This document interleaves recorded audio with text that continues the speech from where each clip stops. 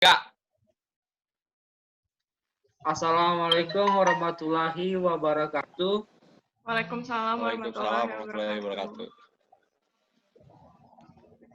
Kami dari kelompok R10 pada praktikum perancangan teknik industri 1, Laboratorium Sistem Kerja dan Ergonomi jurusan Teknik Industri Universitas Jenderal Ahmayani yang beranggotakan saya sendiri Yeskaina Priti Agape Halawa, teman saya Sevia Dara Nataya, dan Bagus Fahrijal Dewi Nugroho. Nah, di sini kami akan mempresentasikan dari hasil laporan kami dalam praktikum perancangan teknik industri 1. Pada modul pertama, kita melakukan penyebaran kuesioner kepada konsumen-konsumen supaya kita mengetahui apa keinginan konsumen yang ingin dibuatkan kursi yang terbaru.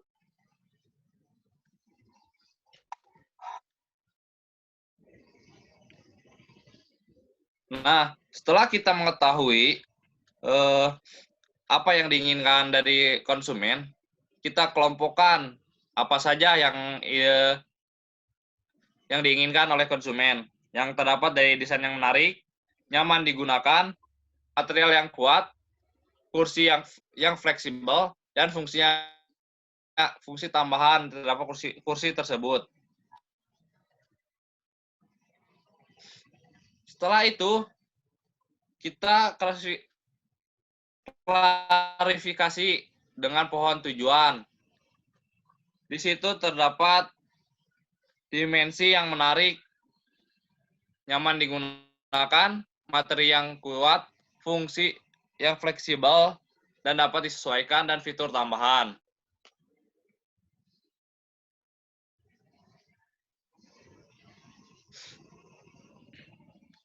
Proses yang ketiga, kita menyusun kebutuhan, spesifikasi produk dari harga, ketinggian kursi, berapa, terus beban yang dapat ditahan, material joknya dari apa, material rangka kursi, material alas kaki, sandaran punggung, berat produk, cara menggunakan ketinggiannya, dan permukaannya.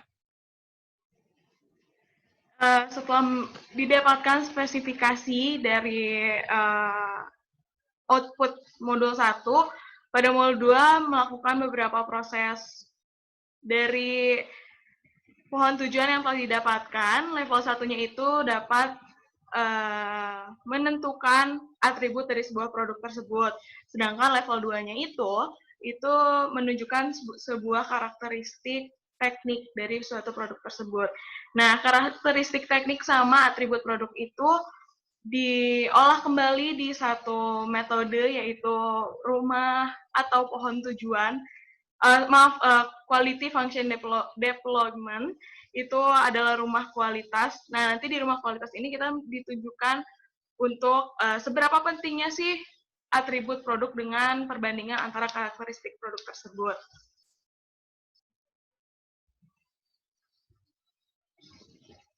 Setelah itu sudah didapatkan poin-poinnya, karakteristik mana yang menang. Nah, kita bangkitkan kembali alternatifnya dengan cara kita cari tahu dulu nih, kalau misalnya kita pakai bahan busa misalnya, itu harganya berapa, terus keinginan atau konsumen yang menginginkan bahan tersebut itu ada berapa. Nanti bisa dilanjutin ya, Kak, slide-nya.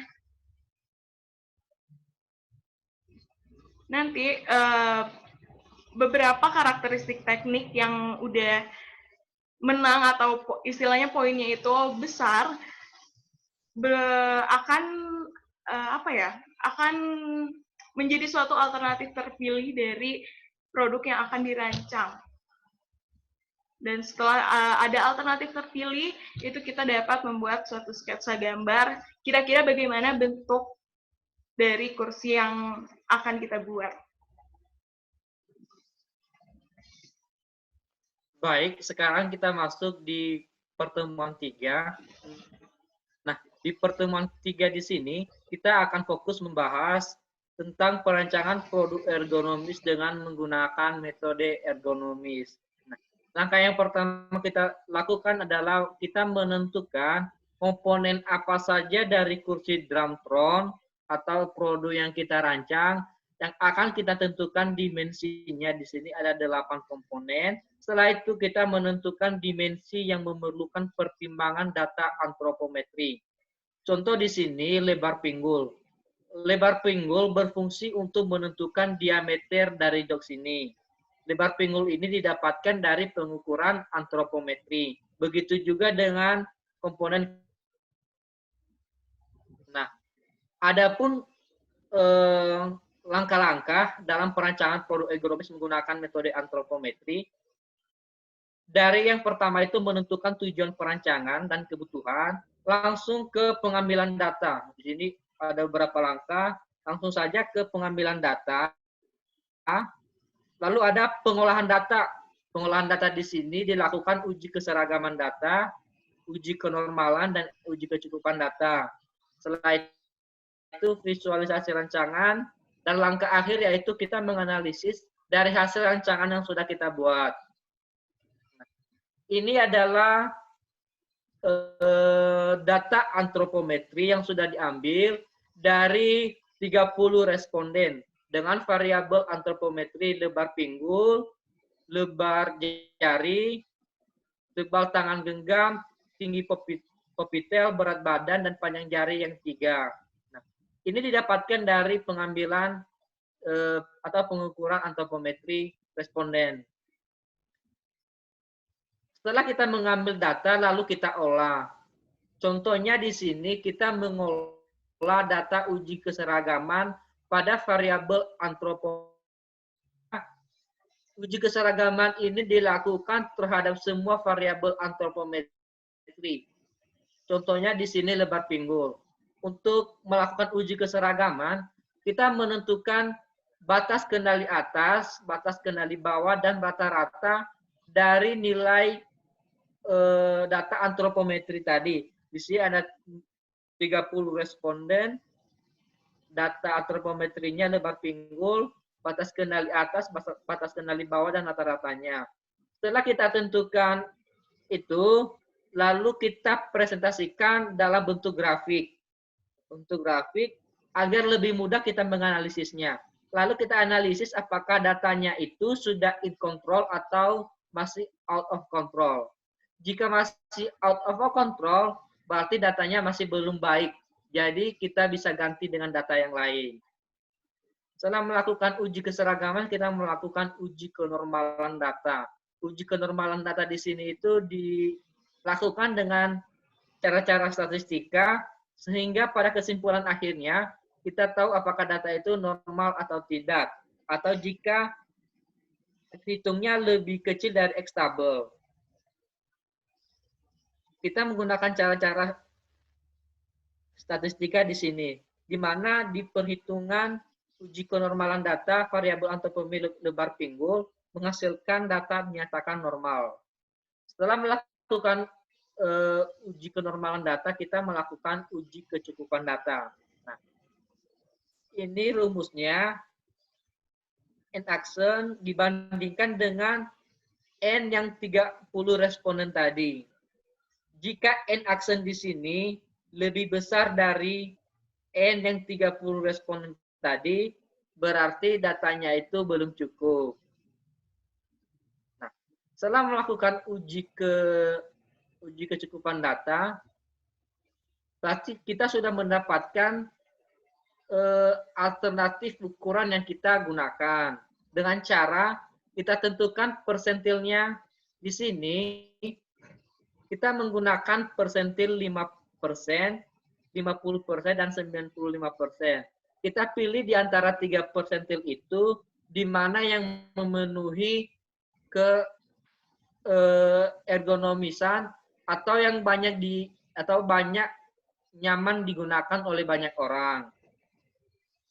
Kita tentukan di antara 5%, 50%, dan 95%. Ini rumus-rumusnya. Kemudian, kalau kita sudah menghitung semuanya variabel antropometri, kita sudah melakukan ujinya, kita sudah menentukan persentilnya, lalu kita buat kesimpulan akhirnya, yaitu dimensi-dimensi yang sudah kita pilih. Di sini ada panjang, tinggi, lebar, dan bobot maksimal. Setelah itu langkah yang terakhir, visualisasi gambar produk. Nah, di sini kita visualisasi gambar produk dalam bentuk gambar teknik. Contohnya di sini dudukan jok dengan tebal 91.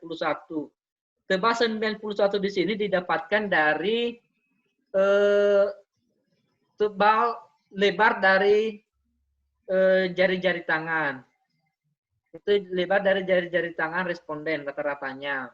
Sedangkan yang 35,4 mm di sini, 394 mm itu didapatkan dari variabel antropometri lebar pinggul responden. Itu sampai 8 komponen. Lalu yang terakhir ini, itu merupakan visualisasi gambar rancangan yang sudah dirakit. Nah, berbentuk seperti ini.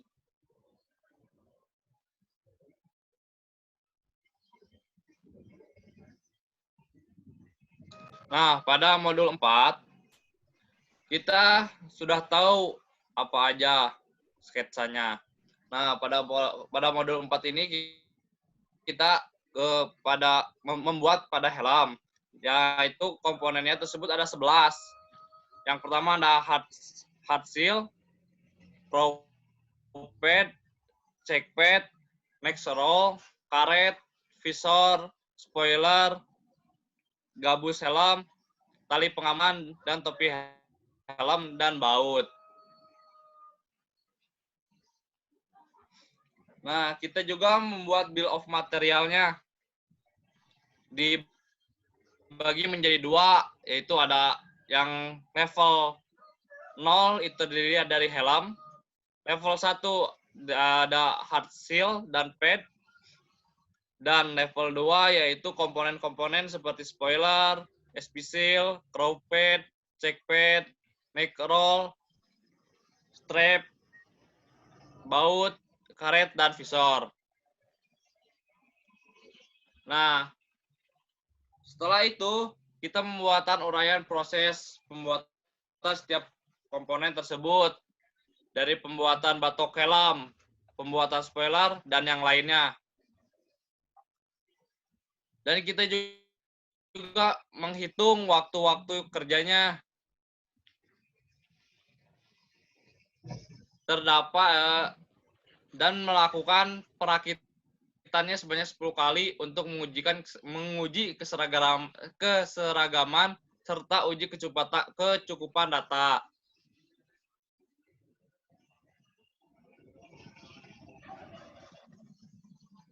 Dan melakukan penghitungan baku yang dihasilkan 226 detik yang didapatkan.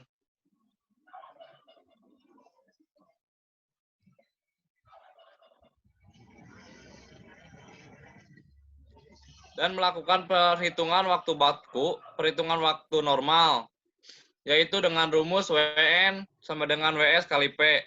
Dan yang dihasilkan WN 301,51 detik.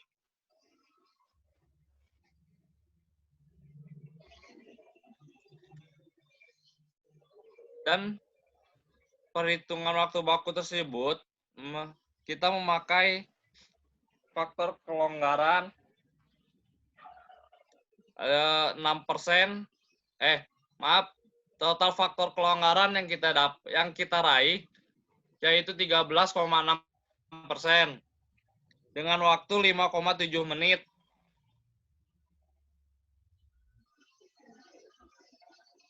Di sini ada peta perakitan, yaitu ada 6 yang kita rakit, yaitu hard steel, crow pad, check pad, neck roll, karet, dan visor.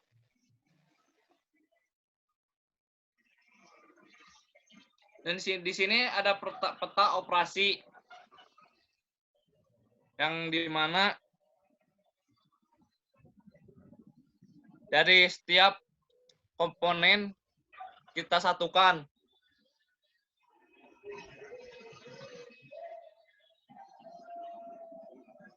Dan di sini ada peta tangan kiri, tangan kanan yang membuat hasil waktunya.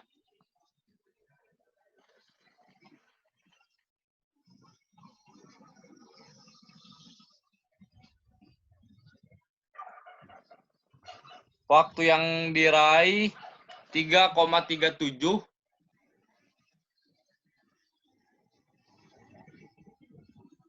Waktu yang diraih yaitu 3,37 dalam satu produk.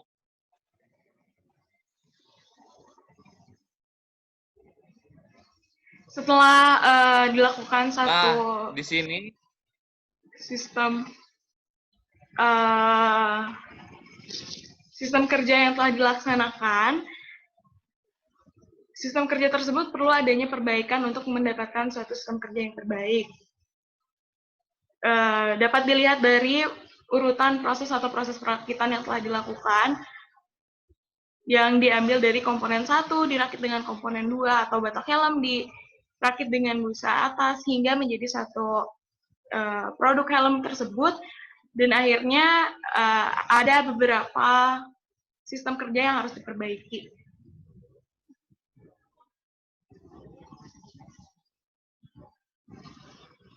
Perbaikan sistem kerja itu dilakukan dengan mengidentifikasi masalahnya dengan beberapa metode.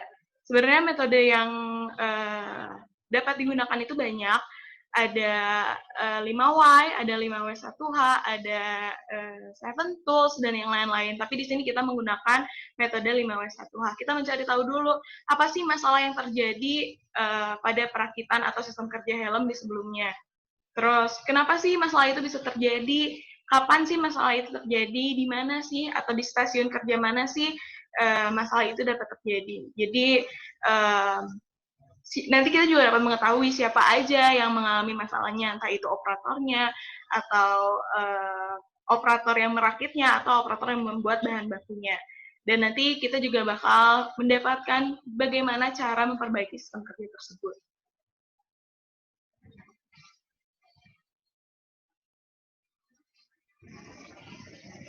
Dari pengidentifikasi masalah, kita dapat membuat satu sistem kerja atau satu proses perakitan usulan yang dibuat berdasarkan letaknya. Dan proses perakitan usulan yang kita buat itu sebenarnya tidak berubah, namun yang berubah hanya jarak dari operator ke bahan atau ke beberapa komponen yang akan dirakit.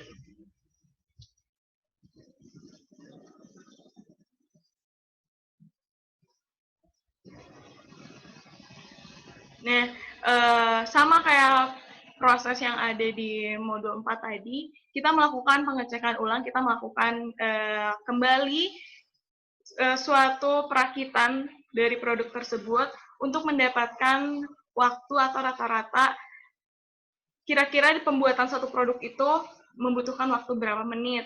Apakah waktunya sama dengan sistem kerja yang sebelumnya atau waktunya lebih cepat.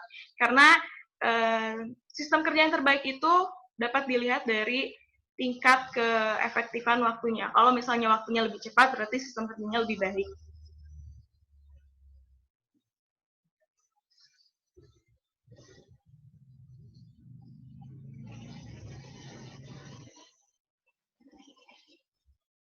Dan dapat dihasilkan, outputnya pun sama kayak modul 4 atau pertemuan 4 tadi. Kita dapat membuat satu peta perakitan, tapi yang sudah sesuai dengan usulan-usulan yang tadi kita sudah buat, walaupun sebenarnya hanya merubah jaraknya saja, tapi tidak merubah beberapa komponennya. Dan nanti dihasilkan juga peta tangan kanan dan tangan kiri.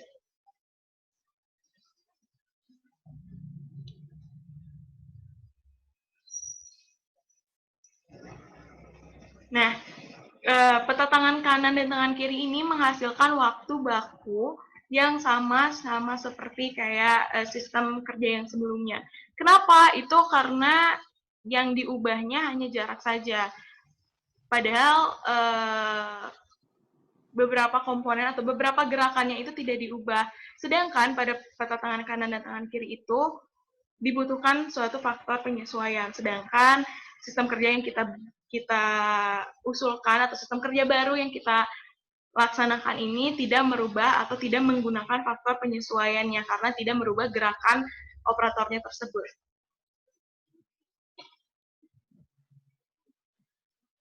Baik, sekarang kita masuk di pertemuan 6, di mana di peta perakitan yang sudah kita bahas di modul 4 tadi, sama yang modul 5, di mana peta kerja sekarang dan peta tangan kiri, tangan kanan usulan, kita analisis, lalu kita analisis gerakan-gerakannya.